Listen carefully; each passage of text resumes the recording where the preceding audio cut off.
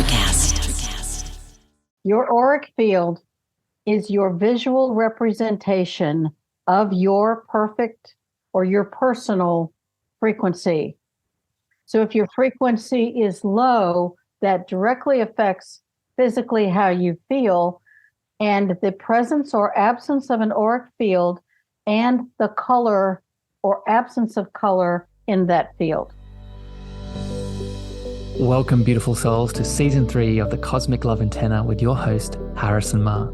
I invite you on a mystical voyage from the intellect to the soul, delving deep into the mysteries of love's spiritual essence and its divine unfolding. This podcast celebrates the peeling back of heart layers, revealing beautiful, profound lessons, interviews with loving spiritual seekers, and practices and tools to open up your heart to love's infinite wisdom. I'm so excited to have you and grateful that our hearts have connected. Enjoy the show. Good morning, evening, afternoon, beautiful mystical beings. Welcome back to the show. Today I have a wonderful, lovely returning guest, Miss Tina Erwin. Tina, before we get into the topic today, do you want to give a quick intro, my friend? Because I want to mix things up a little bit here today. I usually do the intros for the souls that are coming on to have a chat with me, but I think I'd love to hear it from you. So would you like to, for all the people tuning in that haven't heard the first episode of us together, do you want to give a quick intro of who your beautiful soul is? I would be delighted to do that. And first of all, thank you for having me. I love working with you. You're just a blast. How do I describe it? Let's see. I have several identities. One of them is I have psychic abilities, like lots of people do. Second identity is I have spent 20 years in the U.S. military. I retired at the commander level, and I had a lot of unusual experiences, including being a terrorist expert for the submarine force. I am a mother. I'm a grandmother. I've been married to the love of my life for 49 years. And I have another identity, which is helping the dead find the light and teaching the living how to help the dead.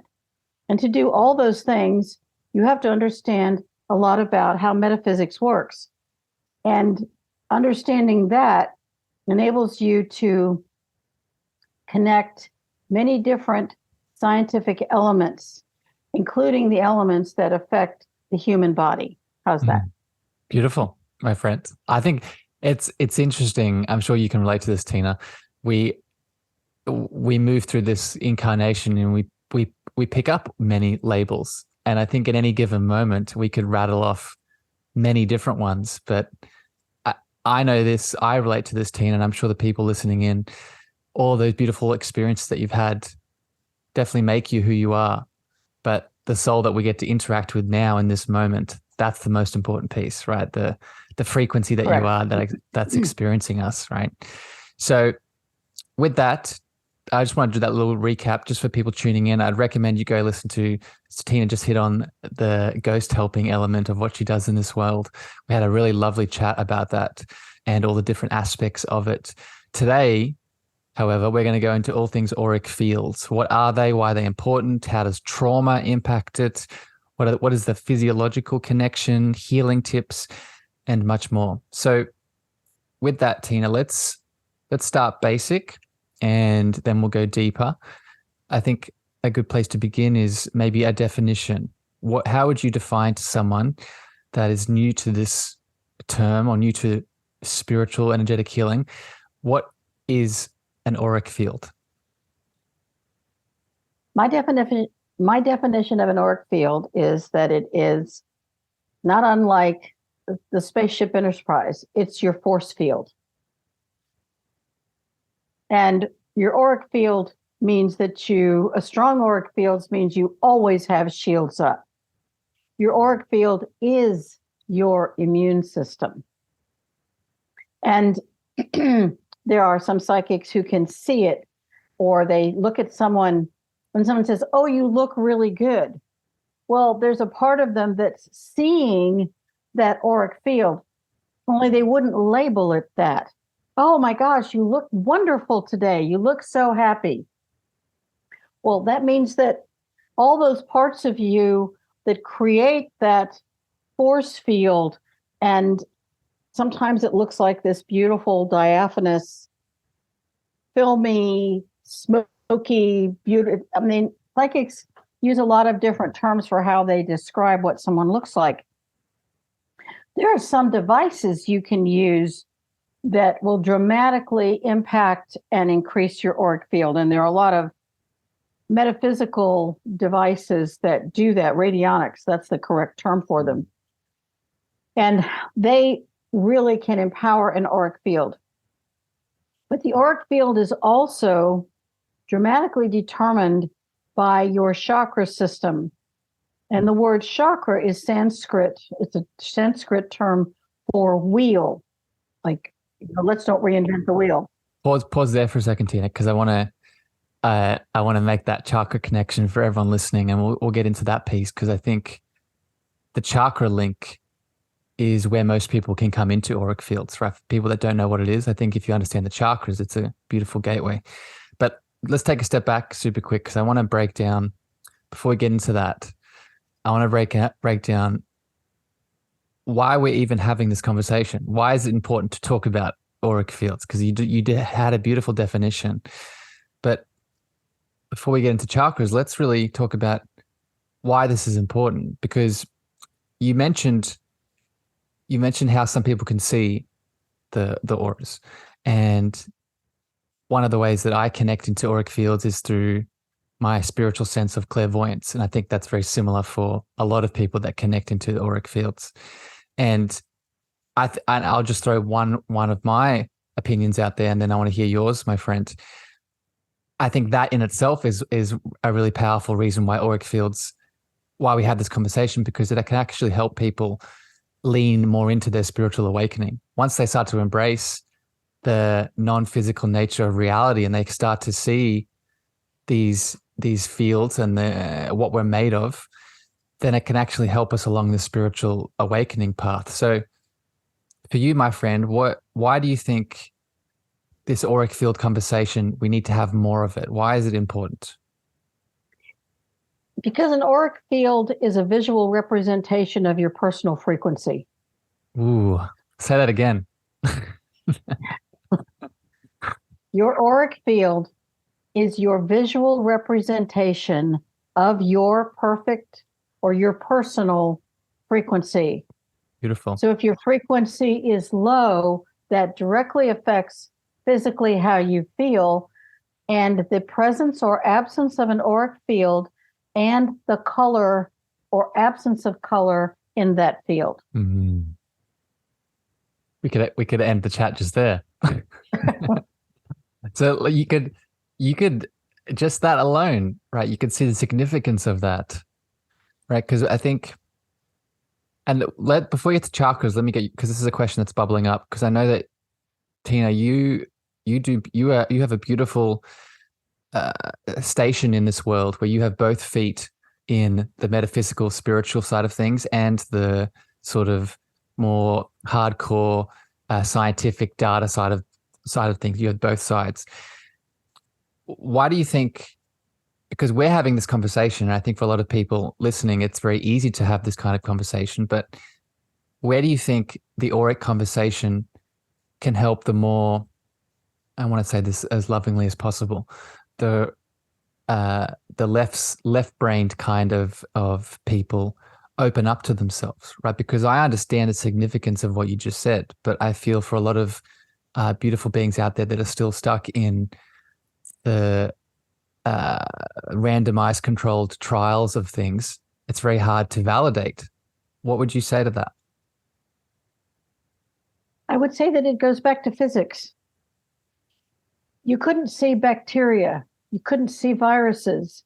You couldn't see germs until someone invented a microscope. You could know that they existed. And this goes back to the American Civil War, 1860 to 1865, had 4,000 battles. And there were a lot of horrific surgeries that took place. There was one Civil War doctor that recognized that his death rate and infection rate dropped when he washed his hands between patients. We can't even, it's mind-boggling. What a concept. Why would we question that?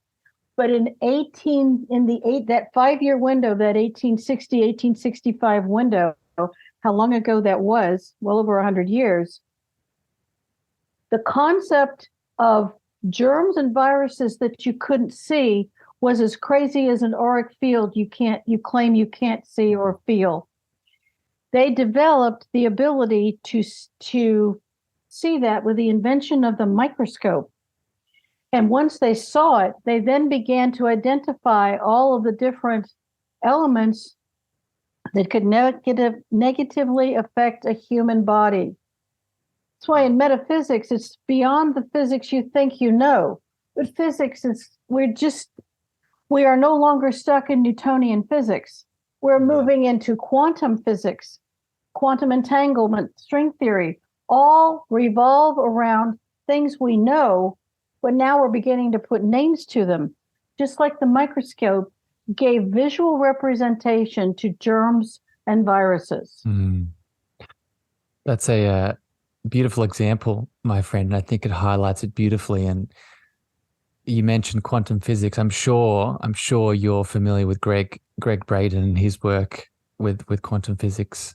You're not? Refresh my memory a little bit. Well, I mean, I would just encourage you, Greg Braden. I'll have to look it up. Yeah, he has a lot of powerful books on the topic, but I bring him up just for people listening. If you're looking to go deeper into what Tina is alluding to around this quantum shift and the quantum entanglement and really the non-linear, non-local reality of time and space, it really helps us take this transition from old school Newtonian 3D reality into this more holographic reality that we live in. Let's shift now, my friend, back to what you were saying before, and what you were saying before about the chakra system, because I want to now make this link between auric fields and the chakra system. So in your understanding and your beautiful guidance, how would you make this link between the chakra system and the auric fields? The body is an electrical system, and this is hard science, hard fact. Electrical systems need certain elements to function, pathways, but there are controllers. Like when you have an electrical system in your house, you have an electrical panel, and the panel is usually a big rectangle somewhere in your house. But the human body uses softer angles, and the human body uses circles. And these are visible to some psychics. They're visible to people who do healing. And this additional sight, which is also extremely well documented through remote viewing, even the CIA has used remote viewing. Explain that, Tina, for people that don't know what remote viewing is. For people who don't know what remote viewing is, it's also called psychic vision. It's the ability to project consciousness sitting in one location anywhere in the world, inside a home, and you can project that in that consciousness and that ability to see inside a human body. Yep. And sometimes it's not like you wanted that ability. You just wake up with it one day, and one day you can do it, and you have to learn how to do it. That's probably another. Yeah, it's another episode. Yeah, it is, and it's just for people listening. It's another spiritual sense, right? Much like our clairvoyance, our clairaudience. It's another thing we can flex. Keep going, Tina.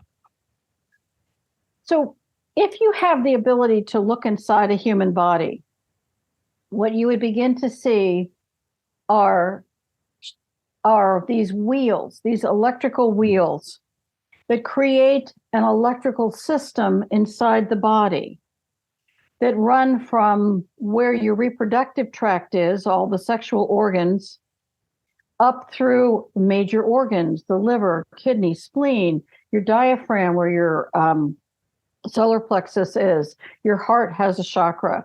Your throat has a chakra. Your the third eye chakra, the ability to see, the crown, the top of your head. And there are several chakra layers even above that most people can't see. Each of those wheels, the root chakra, or where the reproductive organs are, is the basic chakra, and it has the fewest what are called blades in the wheel. And as you move up, you have more blades in the wheel. Now, those are the main.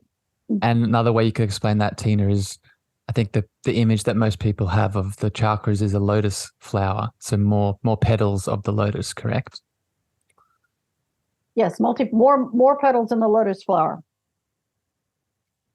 And that's not the only, those aren't the only chakras. You have chakras in the palms of your hand, and it's very easy to find the exact point.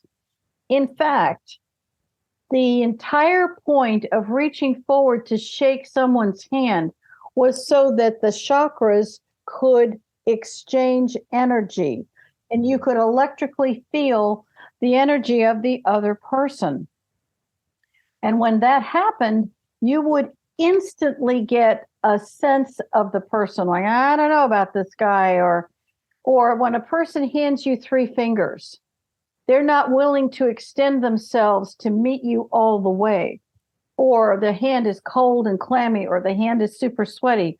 All of a sudden, you're learning about this person in a completely different way because you're feeling physically part of their auric field. And they're sharing it with you when they extend their hand. So you have chakras in your palms. You can have chakras, tiny, tiny wheels. All of them are electrical connection points throughout the body.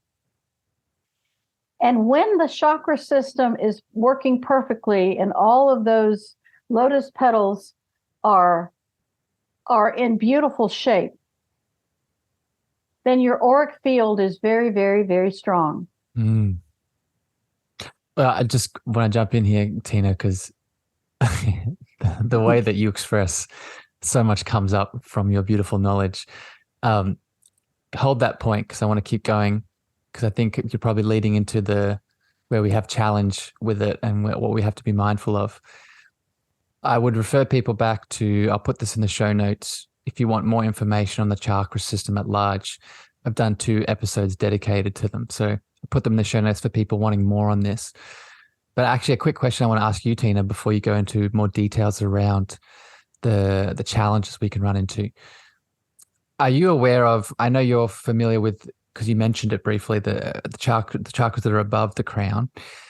Are you familiar with the chakras that we have below the feet, right? For example, one that I've really started to connect to recently, and I would love your opinion on this, is the earth. The earth, I refer to it as the earth heart chakra. So we have a chakra that's embedded in the heart of Mother Earth. And much like we would connect to our root chakra to ground into the earth heart chakra, I've found, has allowed me to interact with the relationship I have with the soul that is Mother Earth. So I'm wondering, 1, if you've had experiences of this, and 2, what are your thoughts on this specific area? I believe that, to me, one of the best representations are Native Americans or Native tribesmen all over the world. It's not just in the United States. There are indigenous people all over the planet who understood the necessity for their feet to touch the earth. And it's called grounding. I mean, we say someone is grounded. So when that chakra is damaged, then the person doesn't feel grounded and they lost the link. It's why walking on the sand at the beach is huge. Or if you can walk barefoot in a forest, sometimes it's a little rocky, or walk on grass or walk on leaves, where you reconnect without a barrier between you and the earth, because we derive enormous sustenance from the earth. I heard my daughter introduced a new term for me. I was like, how did I miss this? Forest bathing. Yeah. from And she said, Japan. well, I live in Seattle. And so, I'd love to walk through your 6 acres of fir trees. It's forest bathing. She said, you should put benches out here. And I said, I'll get right on that. Yeah. It's a Uh, beautiful act, my friend. Yeah. it's a beautiful act because I was just at a client earlier this morning, and the only time she began to feel good was when she was at the beach. And she's breathing in the salt air, which is extraordinarily cleansing. And she was barefooted in the sand. And she could finally feel the earth beneath her feet. And we have lost that connection, and we're not as grounded. Again, that gives us the connection to the earth itself and the energies, the dynamic energies of the earth, which directly affects our overall frequency and level of health. Yeah. And the auric fields, right? So just for people interested, the forest bathing that Tina alluded to originates in Japan, and many of the Japanese CEOs would take a forest bathing break and go out into the forest, and much like they would in a bath or a body of water, they would immerse themselves in the nature, right? And we have to remember, it's not just the earth itself that brings us healing. It's also the trees and the plants and the animals, and it's everything that Mother Earth is. What is Mother Earth? She is the feminine. She's the divine feminine. And most of us, Tina, I'm sure you can relate to this, most of us are disconnected from our internal feminine. So I know I was for a long time. So when we get out into the earth, it's almost a reminder of that reflection of the feminine that can also be inside of us. So I think that's a big part of it too. Let's go back to the chakras. And I think where you're going with it is maybe you were talking about the balance between, having that beautiful open and closed state. Where can we now reach some challenges with these chakras, and how does that impact our auric field? Chakras are like, I'm going to use the rosebud as a term, as an illustration. All the chakras we have varying degrees of openness.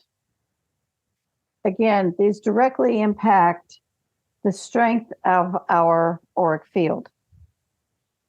And chakras are like the most precious rosebud you can imagine. It's tightly closed. There's these beautiful green fingers that keep it closed. And when it has the perfect sun and the perfect moisture, and the earth feels warm and it has enough nutrients, it bursts into beautiful bloom. It's a beautiful image. The problem becomes when someone tries to force open a chakra. I hear a lot of people say, oh, let me just open your chakras.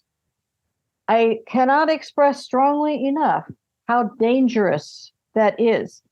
Here's back to our beautiful rosebud. This with the beautiful little green petals closing it. If you go and you pull them down prematurely, you have exposed the flower itself to elements it wasn't prepared to experience. The flower has no protection from the cold. It's not ready to handle insects.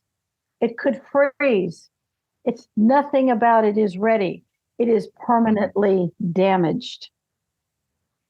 And so I encourage anyone who is studying chakras, never allow someone to go in and open them for you, because there are factors that cause them to open are based on what's happening in your life, and they open at the karmically correct and perfect time.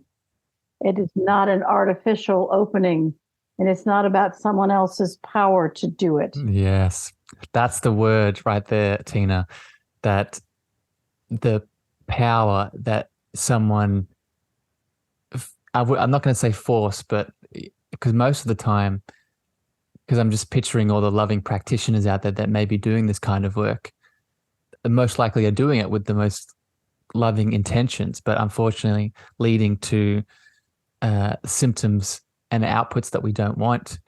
And I think this is the difference between working with someone, whether it's a therapist, a coach, an energy worker, a intuitive, whoever it is, the difference between a person that forces their power onto the person versus creating the space for that individual to awaken their own power inside of them, right? So I think there's a very big difference between going to someone to say, hey, I'm going to open up your heart chakra for you versus I'm going to create the space for your intuitive guidance to come up to allow us to move into that heart chakra at the space and pace that you're ready for. Do you resonate with that difference, my friend?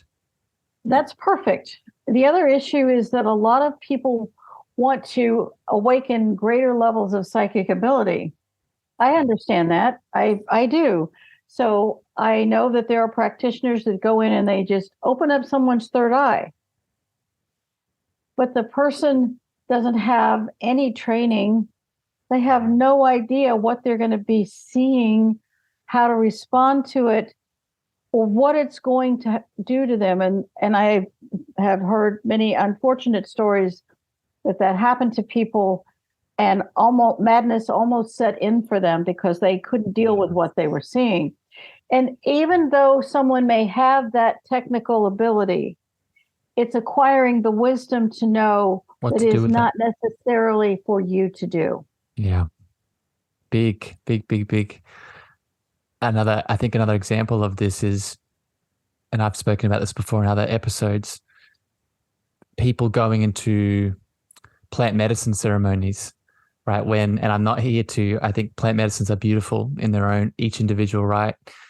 But if you're someone, and we're going to speak about this next, if you're someone that's experienced a life of abuse and trauma and severe challenges, and you're going into a plant medicine ceremony for the first time, and you open yourself up to that spiritual world straight off the bat, then you're going from 0 to 100, right? And especially if you don't have a trained practitioner and shaman or someone holding sacred space to really guide you and help you and move you through it. It's exactly what Tina's saying. It's the analogy I use. It's like driving on the highway, and you take the windscreen off, and you're blasted in the face by God and spirit. And you might be prepared to take that in some cases, but most of us aren't, right? Because we need the training. We need to build up to it. Very true. Whenever you're embarking in elements of the spiritual world or spiritual phenomenon or experiences, you can all of a sudden be drinking from a fire hose and it will knock you flat. It's a military term, I'm sorry. No, I love it. I think it's a beautiful, I get the image straight away in my head. Let's shift here now, Tina, because we hit on it briefly a second ago, and let's go a bit deeper. What is the impact of different kinds of trauma and abuse on the auric field? The first trauma that comes to mind is sexual trauma. Rape, incest, all of these things from an early age force open the root chakra. There's nothing beautiful about it. It's viciously cruel. And it sets the soul up for a variety of physical illnesses sometimes throughout their life, or especially later in their life. And there was a very interesting, again, we want to understand, is there science behind this? And there was in the 90s, there was a study done, and the San Diego Union Tribune newspaper reported that people who had suffered sexual abuse in a very early age were something like 85% more likely to have problems as in their 40s, 50s, and 60s with cancer and heart attack and stroke and fibromyalgia. I talked to a physician about this, and ironically, both of us came to the same conclusion, 99% of people with fibromyalgia, chronic fatigue syndrome, were sexually abused. Yes. And what's happened is you have a variety of these chakra blades that are viciously damaged.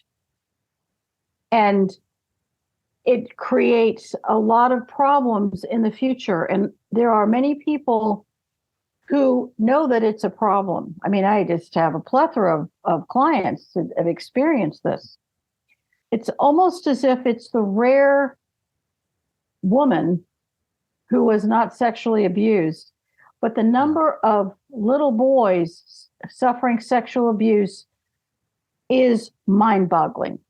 And I think we're whistling in the dark with this. Yeah. So when this happens, oh, sorry, Tina. Have you read the book, The Body Keeps Score, my friend?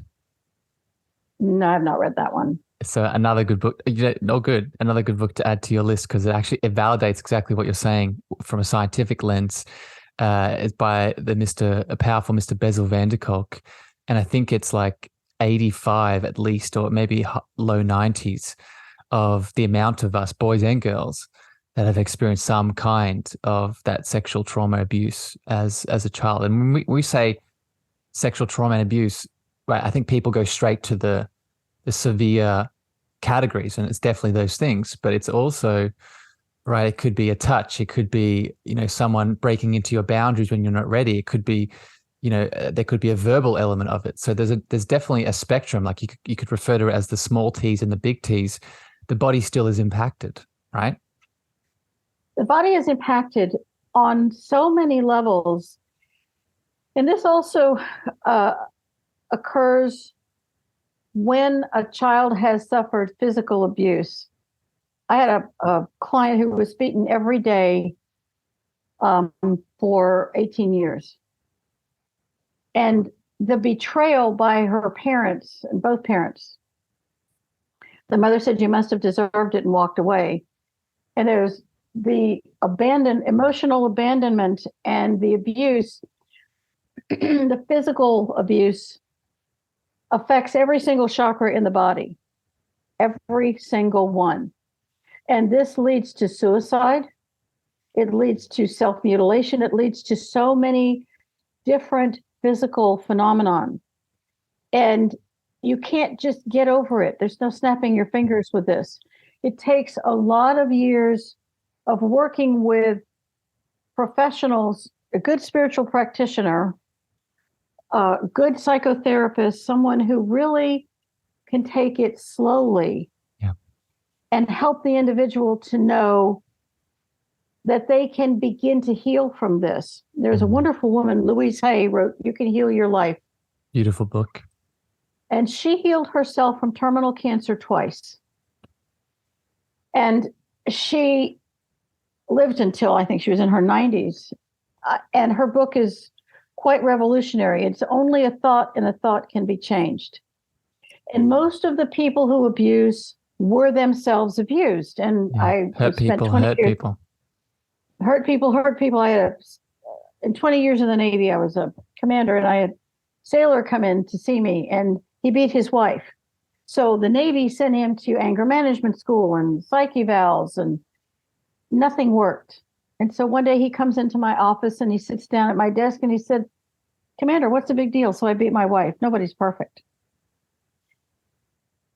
And I kind of took my breath away, and I wanted to jump over my desk and throttle him. I mean, I'm human. And I got a grip, and I sat back and I said, "Did your daddy beat you?" And he said, "Yes, ma'am, he beat me every day." I said, "Did your grandfather beat your father?" "Yes." And then he says, "Doesn't everybody get beaten when they grow up?" And I stopped being mad at him. I changed because I wasn't giving him what he needed. And I explained that it's called assault. And if a stranger did that to you, they'd go to jail. And for 1,000 years, people will keep damaging each other unless in one generation, someone chooses to change. And he got transferred. So I would love to say I gave him a great example of how to change, but the truth is I have no idea what happened. Well, Tina, I'd give you love because I think you did impact him. And so I'm so excited at everything you're saying, because what you're really talking about here, Tina, is a big chunk of the work that I do. And you're bringing three things together, and you're validating three things here. You're validating, one, the ancestral healing, which is what you're talking about, right? What you were for that man, you were something I refer to as the breaker of chains, right? We can become the breaker of chains when we stop that thing from being passed on. But you're also bringing in together the chakra work, like we've been talking about today, right? And I'll just make a point with what you said before. I think a big connection between the childhood abuse within the root and the sacral is the adrenal glands, right? The adrenal gland connection. I Right? haven't even gotten to that. Yeah, but Absolutely. I think that's a big part of why we have the autoimmune, the fibromyalgia, the fatigue symptoms around And the PTSD. energetic. Yeah, and the PTSD, it's because of the location. And I just want to highlight this for people. This is why the chakra system is so powerful, because it's a holistic system. It bridges mind, body, and spirit. But then something you haven't spoken about, my friend, and I want to get your thoughts on this before we move on. This is also where inner child healing is so powerful, where you can combine, and I'd really encourage people. I've done so many episodes on inner child healing. I'll put them in the show notes. But inner child healing and working with someone that focuses on the different tools and practices we can use to invoke the inner child and reparent and release all of the trauma, the stories, the beliefs, the suppressed emotions in the energetic centers. That is a solution, in my experience. That is a solution that we can, in Tina's beautiful words, lovingly and gradually move through these pains or these chains that have been passed down the ancestral line that deserve to be broken. So, Tina, what are your thoughts on, maybe you've practiced this yourself, but where do you think inner child healing factors into this? I don't think there's any way you can begin to address it without inner child healing. But I will make one observation. It doesn't work for everyone. That's my teacher said some people have to die and come back. And I have some methods of knowing how things could work for this person. But the people who push it really hard and seek to change it, many of them don't have children because they do not want to do to their children what was done to them. They want to stop that heredity from continuing. And they want to work on themselves this lifetime because they have to heal it. I had one client who married a man and he'd murdered her. I don't know how many regressions. He murdered her every single life. And she married him again this life. Only they've been married, I think, coming up on like 40 years now.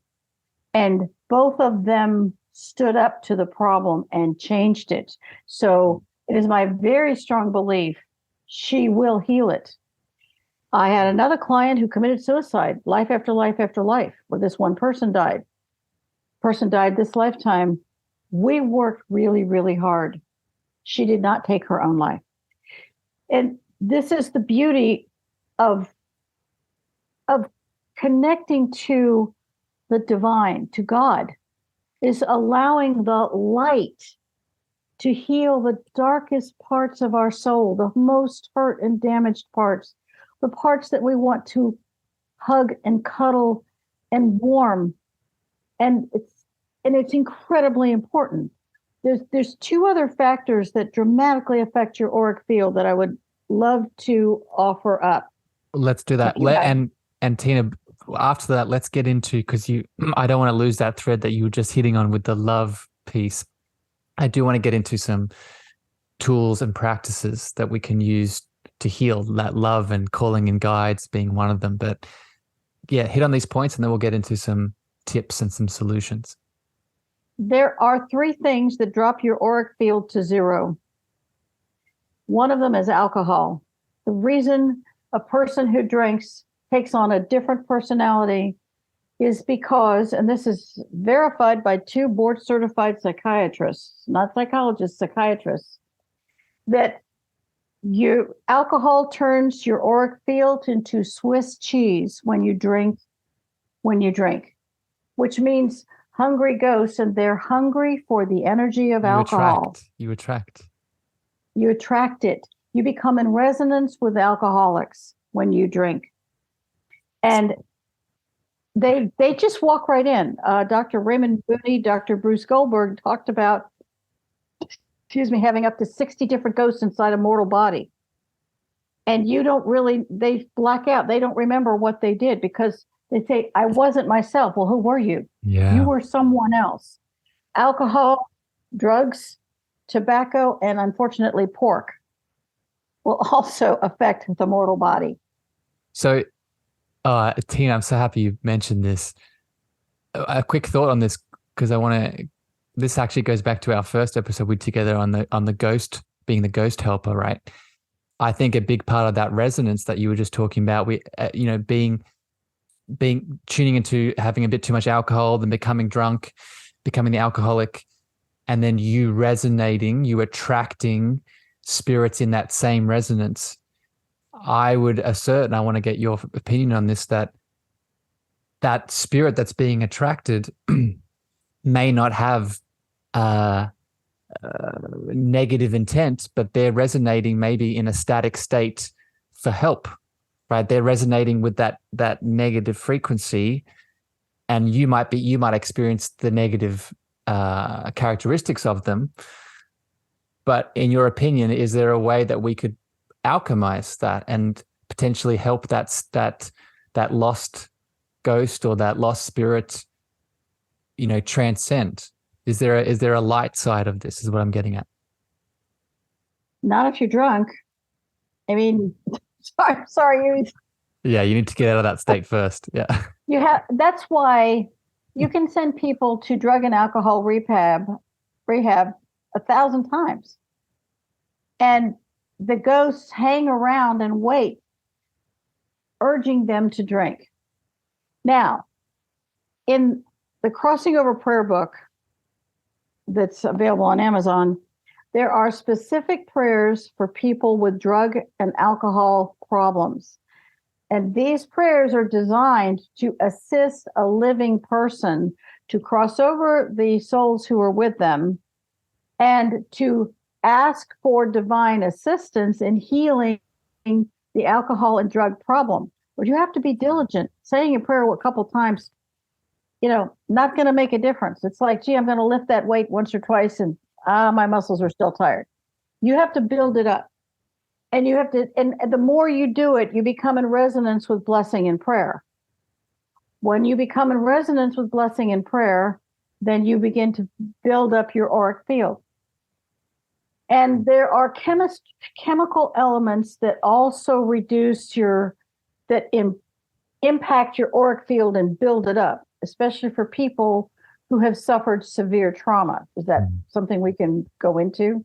Yeah, let's talk about healing tips. But just before you do, I had a thought just that I wanted to share on that piece of I want to expand on the forgiveness, and then let's go into the chemicals and love and all the other healing tips we can use. That I think as we transition now into other kinds of healing tips to, whether we use that example of attracting in spirits in the alcoholic state, or whether we use the example of the inner child pieces that we were talking about before down the ancestral line, I've noticed in the work that I've done that forgiveness is a really powerful tool that we can use to start healing a lot of these pieces, right? It's the forgiveness, not just of some external entities or persons involved in damaging the auric field, but also forgiveness for ourselves, right? Letting go and realizing that acceptance, which I often connect to forgiveness, isn't accepting the past or accepting that this is going to be my future, but it's accepting the current situation so we can make a change. So with that as an example, what are some other examples here, Tina, in your experience, whether it be chemically like you're about to get into, or some other tips for starting to heal the auric fields? I would say it's a very complicated concept to heal this. For abuse, it's a lot of years of work. Honestly, it is. if you have to, I had a client who was gang raped on Easter Sunday by her uncle and her cousins. She was 5 years old. And again, suicidal. It took months and months of physical and, chemically, supplements and gentle, she had acupuncture to additionally start removing the energy of these traumas, because they still linger and they live in muscle memory of the body, which again is part of your auric field. She did not take her own life because she did the work, and she began to understand what it would take for her to forgive these people, including her mother, who did not protect her. Forgiveness isn't just for one person. It's a multiplicity of things. And when you are 5 years old and you're vulnerable, you can't wrap your brain around it. So you have a lot of repressed memories. So that's forgiveness. And emotion too, right? Oh my gosh, the emotion that came out. Yeah. But when someone was abused in that way, she was also raped at 21 and had no memory of it. She attracted it. She was in resonance with the violence. And to begin to help her to heal that, it was a long way from forgiveness. It was understanding herself and building a divine connection, because without that divine connection, she couldn't even entertain the concept of forgiveness. So Tina, let me quick question here, because that we just casually said that because we're used to explaining this, but for people that are triggered by what you just said about being in resonance with the rapist or the sexual abuse and attracting it back in, what would you say to people that are obviously, wait, how could that be true? What do you mean I attracted, that abuse or that rape or that assault in my life? How do you, because I have my own answers for this, but I would love to hear your professional perspective. How do you help people understand that we attract until we can heal, let go, and forgive? How do you explain that to people? We come in with our karmic baggage. It's like we come in with a little suitcase. Some people come in with a freight train's full, and some might come in with just, an overnight bag or a backpack. If you have come in and you're experiencing this again, and the challenge is to heal it, you're in resonance with it, and you came in with the resonance.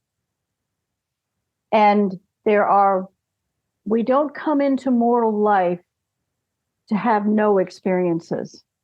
We come into mortal life for whatever experiences we are going to have, and to learn how to heal them so that in future lives, they don't happen.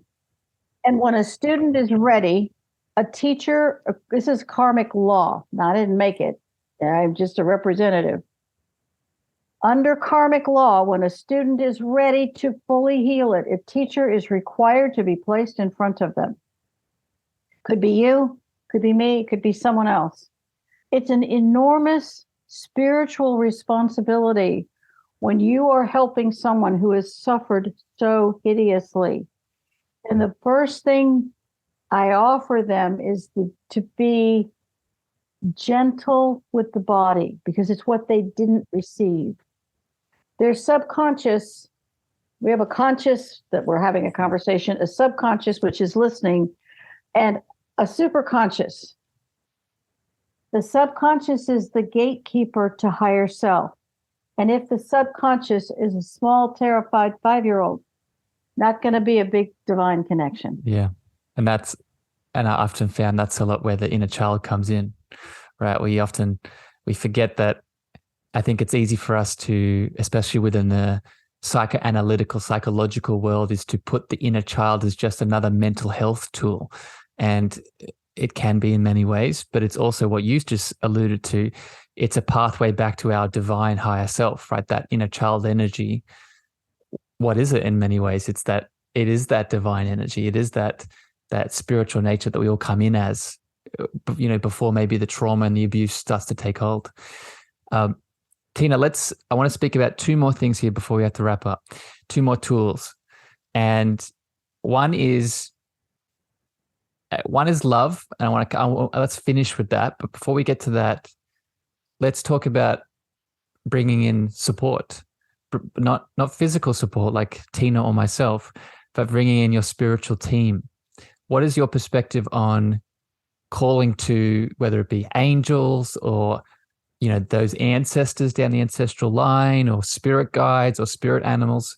How can they help us start to heal our auric field? Well, the problem is, if your subconscious is terrified, those divine beings are also terrifying. And and if you were also abused through religious or spiritual abuse, you're not going to call them. They're the last people you're going to call. And the new age is filled with individuals who were spiritually abused. So they talk about spirit. They never talk about God. That word it's like, oh my gosh, I can't. They never talk about, they dance around it. But the truth is, what is the divine if it is not God, if it is not returning to the main source and center? And it's very, very difficult. And I would suggest that the very first step is to honor the physical body by loving the body. And I go back to Louise Hay.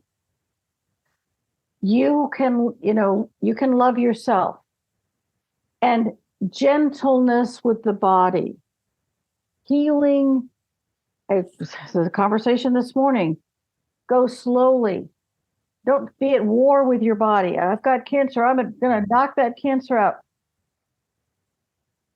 The body has got a job, and the subconscious's job is the physical mortal frame. And when you take a deep breath and you connect to the earth, or you're in a forest, or you're on a beach, and you start to remember that you have a wonderful body, and the body is a divine opportunity. It's the vehicle that takes you from day to day, that enables you to wake up. And when you look at the sun and the sun smiles on you, and you can find a way to say the word God, I kid you not, saying that word the first time for a lot of people is very difficult. So I'm going to suggest, if you cannot say that word, use the word angel. Spirit guides can be a lot of things, and not all of them are good, especially if you were abused, because your resonance is simply too low. It's a math problem. Well, and Tina, I would just say that I think find a word, any word that helps you, because I think even angels can have a lot of that religious baggage too, right? A lot Absolutely, of people. that is true. That is very true. A lot of people, for just one example here, due to religious trauma, a lot of people don't even feel worthy to call to an angel because they think they need to work for it. They think they need to prove something. I think we even talked about that in our last episode, my friend. We did. But thank you for the reminder of the physical body. And just an element I'd add here, the physical body is the last place a spiritual, mental, or emotional dis-ease or challenge shows up. So we can reverse engineer that, like Tina's beautifully highlighting. If we prioritize the physical body, it can be a pathway back to spiritual healing or mental healing or emotional healing, because we're not some mechanistic machine that is isolated, right? The way that we do one thing is the way that we do all things. So if we use the body, whether it be through nature, like Tina was highlighting, or if it's through somatic release or acupuncture, or I'm a big fan of yin yoga, holding a yoga pose in acupressure. Of course, that becomes a mental and emotional and spiritual thing, because it's all connected in many ways. So I think the last place I want to end this, Tina, your thoughts on healing the auric fields with this tool of love. And I'm going to give an example of this, and then I want to hear your thoughts. One of the ways that I teach and help people through some of the healing around the auric fields and the chakras is by identifying maybe a heavy, dense emotion that's trapped, like guilt or shame, or a limiting belief or a story. Let's use the religious trauma of I'm not worthy of God, or I'm not worthy to receive angels, and starting to heal that negative thought form or that dense emotion with the frequency of love, right? As best as you can, tuning into what that love means to you and addressing that aspect of self like you would a child with unconditional love. And I've found that that can be very healing in many ways. So what's your perspective on using love to starting to heal the auric fields? You have to have known some level of unconditional love. For some people, it's a pet. That's the first example of unconditional love they've ever known. And if both parents were abusive, and or a sibling, or your sibling died or was maimed by your parent, then the knowledge of what is love is very limited. And so it's almost like for some situations, I'm starting at I hate to say primitive, but almost a super basic level.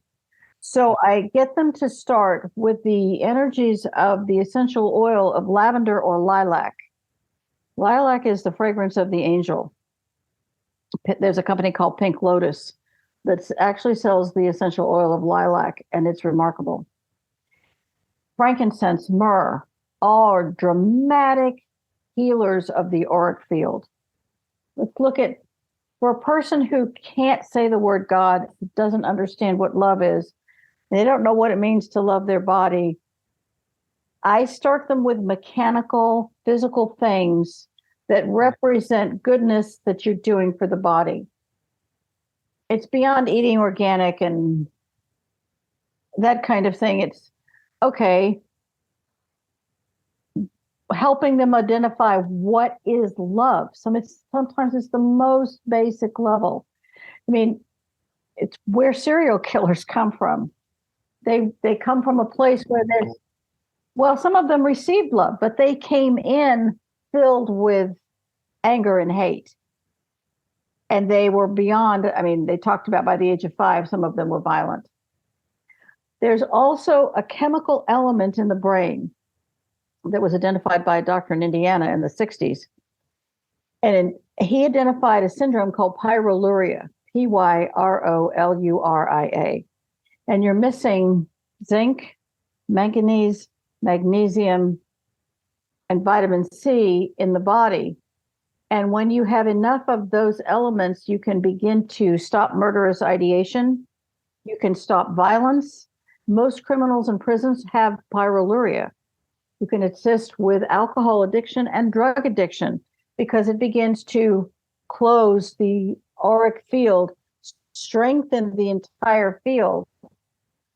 Because when someone stops feeling vulnerable, they get their power back. When your auric field is strong, you are powerful. When your auric field is Swiss cheese, you feel powerless. So essential oils are a really good place to start for a person who can't conceive of love, much less saying the word God or angel, or they can't. A lot of the spiritual things that many of us do, whether it's yoga or just taking a walk, helping them to reconnect to nature or an animal where they can show that animal love and they receive it unconditionally in return, begins to open a door that enables them to awaken a little bit. It can be a slow process, but it can be steady. Yeah. And so those are such practical and beautiful tips, Tina, and I appreciate you. You're such a loving, analytical and practical mind. And I think I'm going to take those essential oil tips and implement them myself. And I love the connection to an animal. I think I agree with you. I think a lot of us can, and I've seen this with clients, that the connection to that love piece can be hard. But I think we can all start to imagine, at the very least, imagine that connection to an animal or connection to the earth, a plant. It doesn't even need to be an animal. It can be, I have many plants in my home that I have much love for, and that can be an interaction that we can start to farm that loving connection with. Tina, you are such a powerful soul in many ways, and I so appreciate not just that big loving heart of yours, but that powerful mind with so much wisdom and experience. If people have connected to you today, they've felt pulled to your combination of this beautiful spiritual understanding and this grounded practical tools and methods that you have, what do you want to share with people to have them get in touch with you? They can reach out to ghosthelpers.com, and I have a second website, tinaerwin.com, and there are contact methods there. And I would offer that love is a very challenging concept. And the movie The Sound of Music, love in your heart wasn't put there to stay. Love isn't love till you give it away, which makes you vulnerable. And sometimes it fails and sometimes it works. And at the end of your life, it isn't how much you love, it's how much you are loved by others. And understanding the dynamic of love is a soul's journey. And the more you embrace that, the more power you develop and the more your heart is strengthened, because love is power in the best possible way. And this is from David Hawkins, power versus force. Love without power is insipid and weak. Power without love is vicious and cruel. But power that is balanced is the most beautiful element of all. What a lovely way to wrap up this chat, Tina. I love you very much. Thank you for showing me what this beautiful dance of love looks like every single time we chat. Beautiful souls, I hope you have gained so much insight today. Don't just listen to these words. Remember, take action on them. Whatever you're inspired to do today, move into that and see what happens. But regardless, Tina and I, we love you unconditionally. We send you light. We send you love. And until next time here on the show, I'll see you very soon. Bye, everyone. Thank you for listening to the Cosmic Love Antenna with me, your host, Harrison. If you gained value or this episode hit your heart, please remember to share this out with a friend, a family member, or a lover. You can also leave your love over on Apple reviews and Spotify star feedback, and this helps me spread my frequency to more souls in need. Finally, if you want to connect with me deeper, want to reach out, interested in coaching, please follow me on Facebook, Instagram, TikTok, and LinkedIn at Harrison Ma, Ma spelled M-E-A-G-H-E-R. Sending you so much love.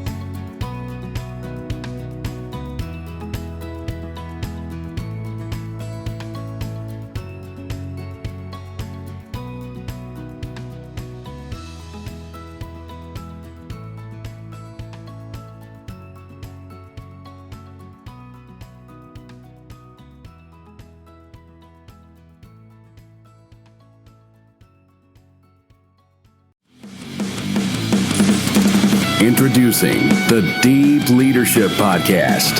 Leadership is a people business. That's the philosophy of your podcast host, John Rennie. As a former submarine officer who spent 22 years leading businesses in corporate America before starting his own manufacturing business, he knows that leadership matters. Deep Leadership is real-world, actionable leadership advice from John and his expert guests. Become a leader worth following.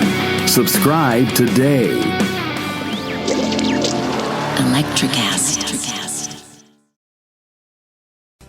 Hey, it's Tim from 50 Years of Music with 50-Year-Old White Guys, the comedy podcast you had no idea you needed. Join Ben, Jeff, and me as we continue our musical road trip back through the years and around the globe. See, just when you thought all white guys were like Joe Rogan, you come across three educators trying to remember when we were cool.